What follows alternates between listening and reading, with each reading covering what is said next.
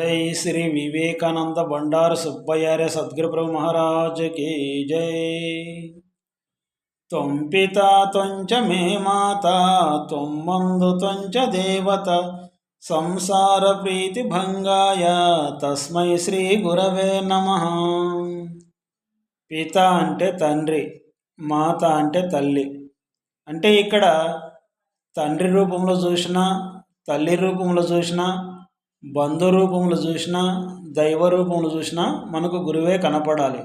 ఎందుకంటే గురువే సర్వలోకానం అన్నాం కాబట్టి గురువును సాక్షాత్ పరబ్రహ్మ స్వరూపంగానే చూడాలి.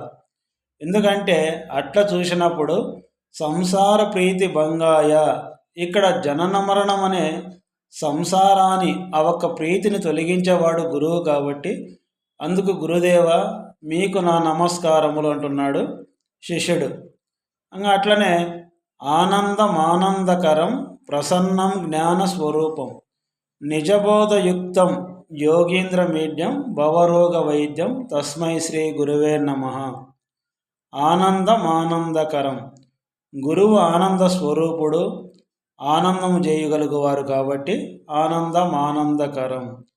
గురువు ప్రసన్నుడు, జ్ఞానస్వరూపుడు, నిజబోధ తెలిపేవాడు. అంటే ఎప్పుడు మనం విన్నటువంటి బోధను గురువుగారు పరిపూర్ణ బోధ మనకు తెలిపినాడు. యోగీంద్ర మీడ్యం, యోగీంద్రుల చేత స్తుతింపబడినవాడు గురువు. భవరోగ వైద్యం అంటే భవం అనే పుట్టుకనే రోగాన్ని తొలగించేవాడు గురువు. ఇట్లా ఈ విధంగా మనము గురువుకు నమస్కరించాలన్నమాట.